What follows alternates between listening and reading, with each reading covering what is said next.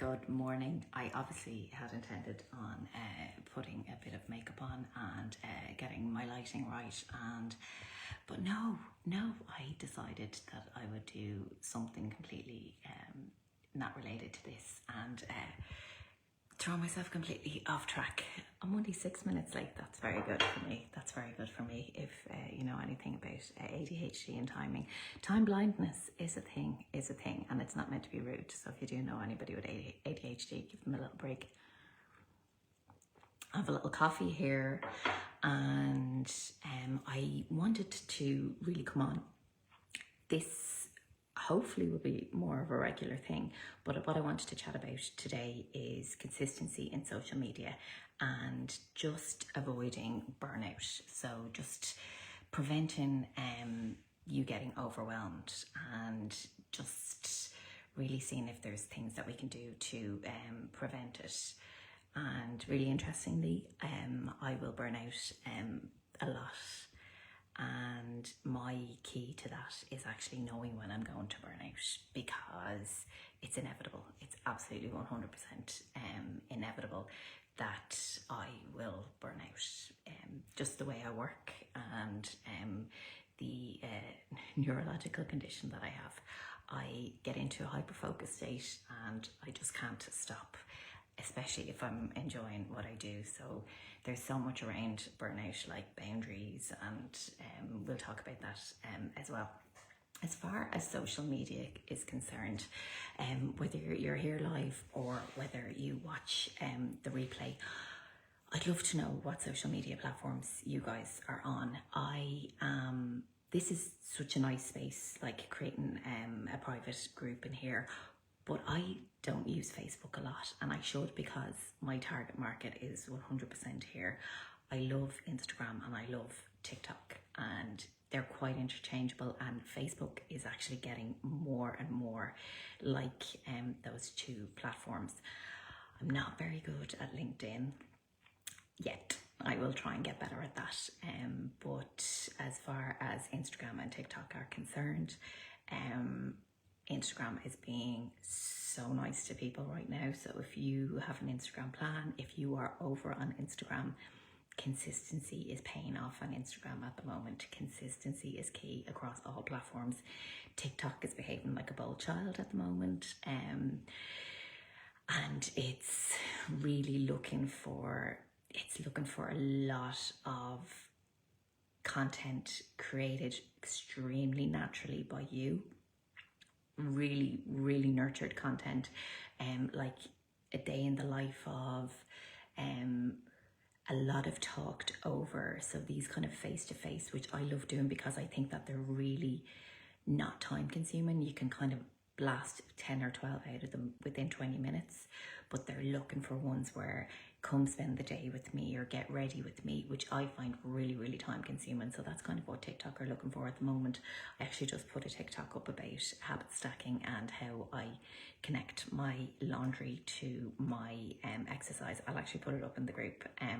It's quite a good one, and it's looking for stuff like that, you know, nice music, stuff that it's really funny, but stuff that kind of catches people's eyes.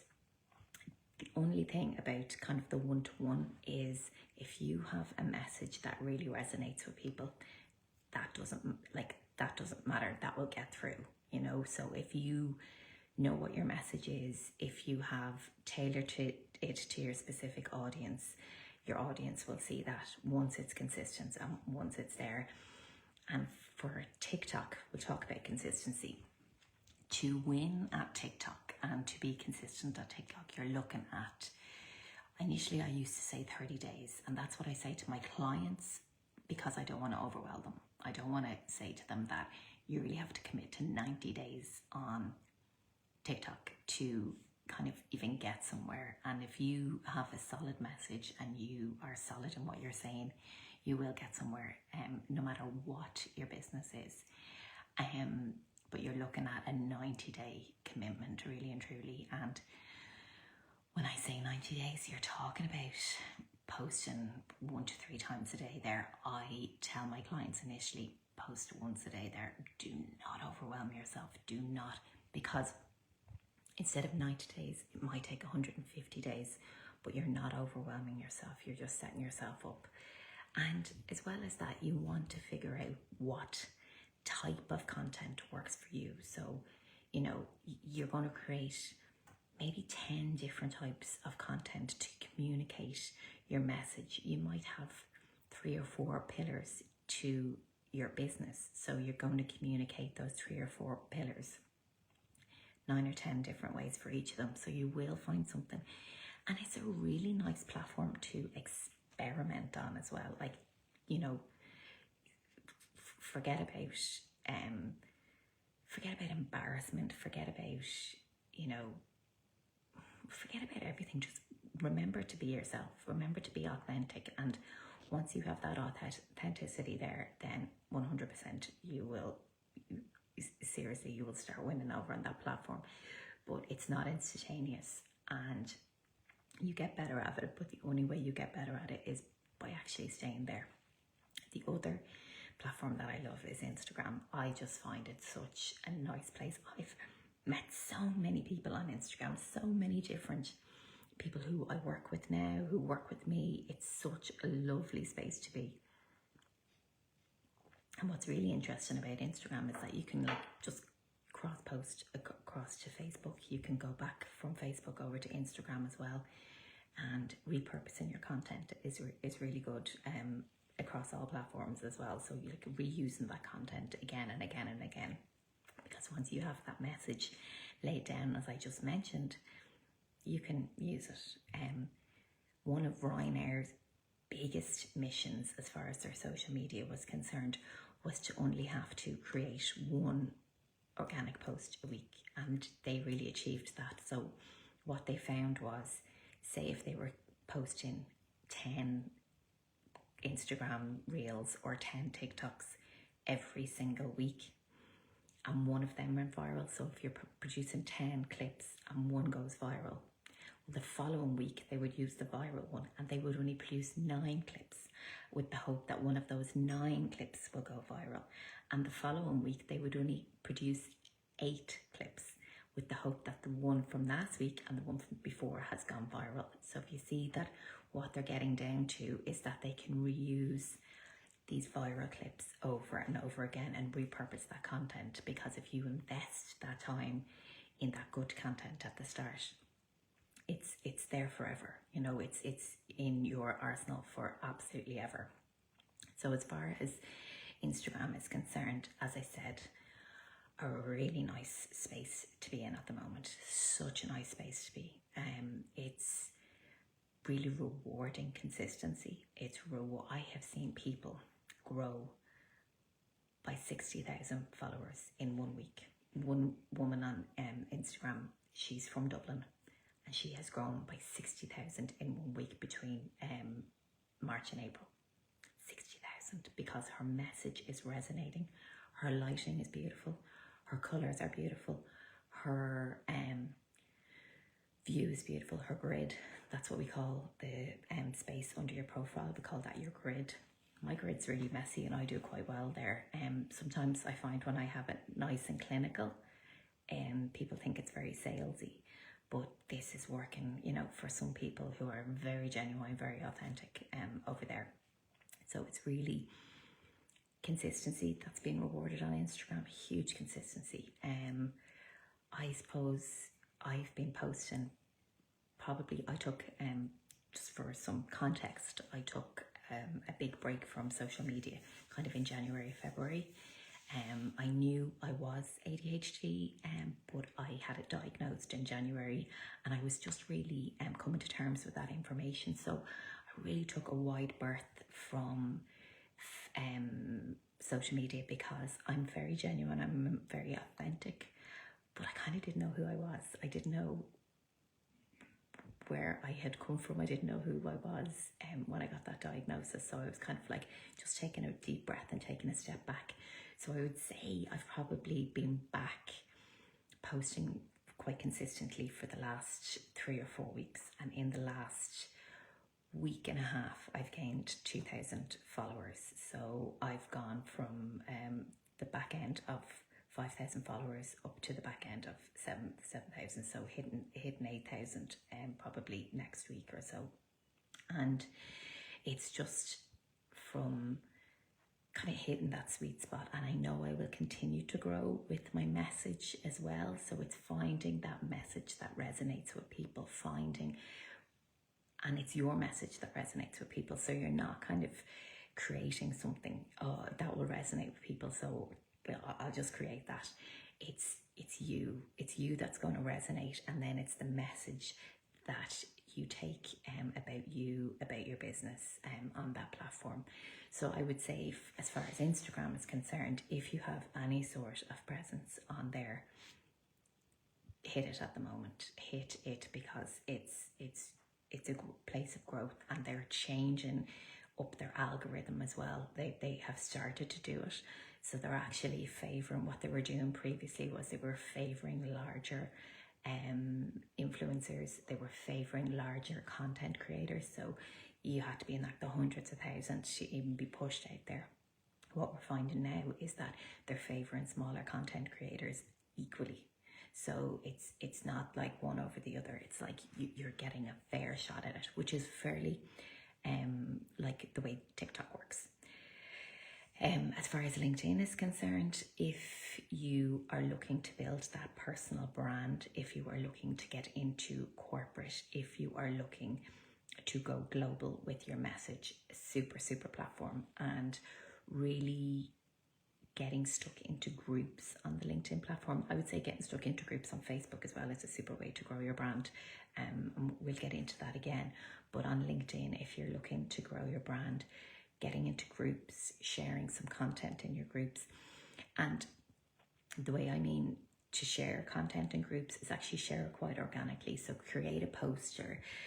There's nothing worse than jumping on somebody else's bandwagon. And what I mean by that is that if you have somebody who is in your space and they're sharing some great news, and you hop into that post and comment on that post with some good news you have, you know, they're gone to Tenerife and you've gone to 11 Reef, and we all know what that feels like. So it's actually creating that content quite organically, and commenting, congratulations, this is amazing, on other people's content, but actually bringing it back to you when you create your content. So not, as I say, hopping on somebody else's bandwagon. So if anybody has any questions, please pop them in here. But the biggest thing I would say is that getting your message right, staying authentic to you, and keeping that consistency up. And whatever consistency means to you, I mean, I know that some people get quite overwhelmed by saying posting every day, but if you have a content plan, if you have a plan, I usually plan a quarter out. If you have that plan there, if you are scheduling, I schedule a little bit. I don't schedule a lot because I like to create a lot of content on the fly, which takes a lot of work as well. So, you know, if you have a product or a service that you don't need to be in front of, batch contenting and scheduling is your best friend. And if you have any questions on that, please, pop them in here.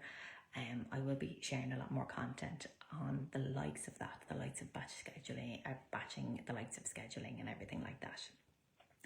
As far as the second thing that I wanted to talk about was burnout, and ways we can avoid burnout, and what can we can do to protect ourselves as well. Having your boundaries, delegating, and keeping time management are huge ways to avoid burnout and protect yourself, and having that self-care regime as well. As far as boundaries are concerned, it's really hard for me to, I have mastered the art of boundaries with people. And that's one good thing that has come out of me moving from corporate into my own business over the past, having two businesses over the past 7 years has really, I've managed to create those boundaries with clients, with peers, with other businesses, with family, with friends. I've really worked hard on creating boundaries, and they're really working, and they really work well for me. As far as work is concerned, that's a little bit more difficult, because as somebody who has ADHD, I tend to hyper focus, and if I'm enjoying something, like, it's like a game. It's not like work. It's like, how much can I get done?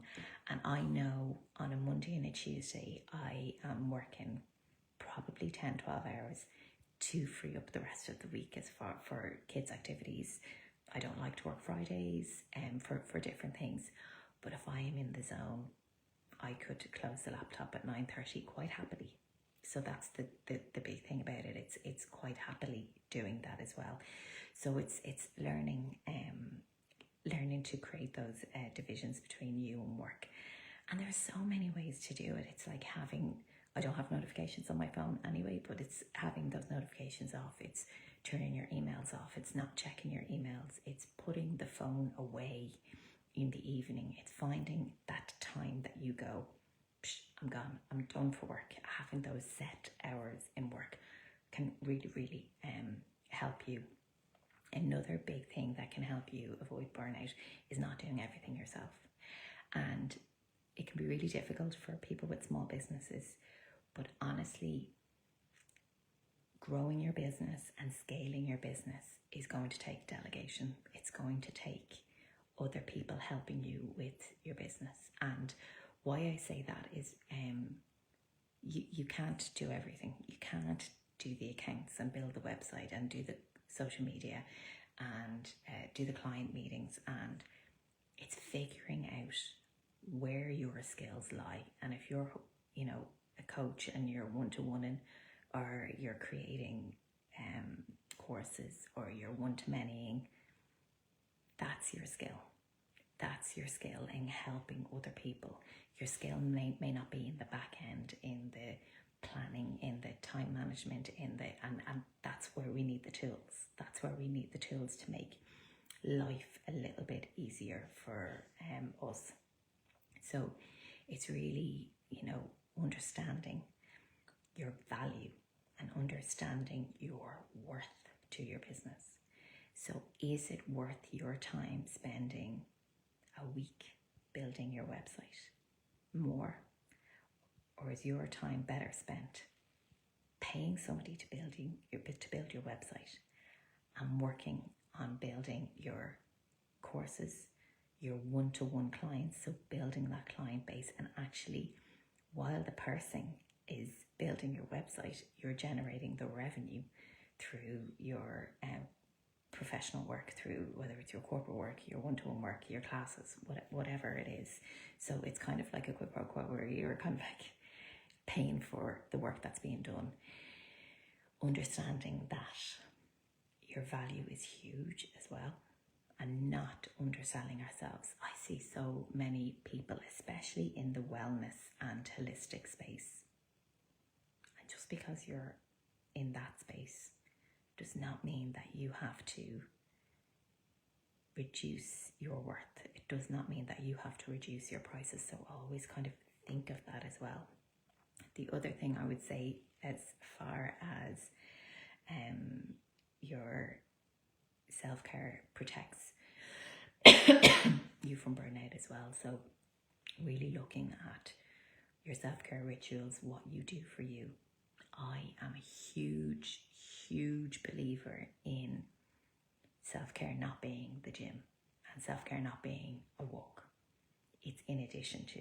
So, it depends. Maybe if you're walking in nature and you're appreciating the surroundings and you've left the technology at home, yes, okay, that's quite mindful and everything like that. But for me, a big thing of my self-care is that it's not sweating in a cardio class or lifting weights in a gym.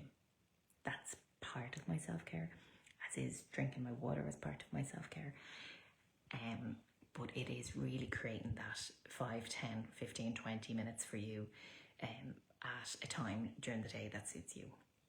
And I am big on finding ways that we can practice that self-care in a short amount of time. I've actually created a document. It's in one of my products, and it's a month's worth of 5-minute self-care rituals. So just creating a 31 different 5-minute self-cares, and you're not bored of one or other of them from one day to the next, and it's just setting aside. And I mean, I think we really are very reluctant sometimes to give time to ourselves, and this is huge and it's so important. And there's 288 5 minutes in every single day, and if you can't afford one of them for you, you really have to start asking questions, and wondering what's going on. I mentioned that I will always inevitably burn out, and this is something that I never really understood. And it's funny, it's something that really, reflecting back on my 15 years in corporate and understanding that I am a neurodivergent, it's now really clear that I never belonged in a corporate environment. I never belonged there. I seriously, and some people are just not built for that environment, because I just took things and gave them 100%, but at the last minute. So it was always on deadline. It was always, but it was always delivered. It was always delivered on time, but it was always on deadline. It was always to create that stress. It was always to create that buzz to get it done. And now I realise that if I am behaving like that for a couple of days during the month to get things over the line, because I own my own business and because I manage my own time, and my kids are of an age that they're going to school, I can climb back into bed on a Thursday at 10 o'clock for an hour and just zone out. I can't do that if I'm in corporate. So it's funny that I would probably never want to be in that corporate environment. The biggest thing for me as well is actually one of the major things that it doesn't necessarily prevent or avoid burnout, but it helps when I know that it's going to happen. So I know that the burnout is going to really come, and I'm kind of prepared for it. If I'm mentally prepared for it, it's not as bad. Previously, I didn't understand it, didn't know what it was. But there are people that just will continue in those cycles. And if I love what I'm doing and I'm producing and I'm being creative, I cannot sustain that for 12 hours, 2 or 3 days in a row. So I am eventually going to crash. But once I have crashed doing something I love, it's not as bad as doing something that I didn't love, so it's kind of, it isn't as magnified. So I would say there's so many things to avoid burnout. I actually have a freebie in the group at the moment. If you want to, I'll pop it in the link here, 10 ways to avoid burnout. And there's so many different ways, but I think it affects us all very, very individually. And if you see things online that are suggested, they're just suggested. Nothing is prescriptive. And always remember that if you're continually in a cycle that is not suiting you, I'm in a cycle that suits me, that I understand, my brain understands what's happening. But if you're continually in a cycle that isn't suiting you, you need help. I need to ask for help from maybe a medical professional. Maybe you just need help alleviating your workload as well. So starting to delegate, starting to say no, starting to do things that really suit you. So I would say just protect your peace, protect your calm, and not everybody is a good planner. I have things in my diary every single day. I plan out my week. I really and truly do. I might necessarily fulfill those plans. And that has been one of the biggest learnings for me as well. And I actually commented to another person just this morning that the one biggest lesson is that I plan my day, I plan my week. And if the plan doesn't get done, that's okay. And that's one of the biggest lessons. It's like, I'm okay that I didn't fulfill or I didn't execute the plan. So consistency on social media, like I say, Instagram, really rewarding at the moment. TikTok, I love creating in TikTok, and I actually transfer it over to Instagram. I like the filters. I like not the crazy filters, but actually it just gives you a nice little glow. And I transfer that over to Instagram, repurposing your content. So content that you put out 2 or 3 years ago, if you're resonating that same message, pop it out there again. And Burnout, looking after you, finding that 5 minutes of self-care for you every single day. And if you need an hour, and you know that you need an hour to get through the day of self-care, do it. Commit to you. Put it in the plan. Put your self-care, put your personal stuff in the work plan. And once it's in writing somewhere, or it's on a planner somewhere online, you're more likely to commit to it, and you're more likely to do it. So first Friday 5 live, which I didn't even introduce myself. Hello, I'm Linda. How are you? A bit late for that. But as I say, I'd like to continue these on a weekly basis. If we don't get to them weekly, maybe twice monthly. But if you do have any questions about any aspect of your business, pop them in. I really would love to share any insight that I have for you. And take care. Have a great weekend.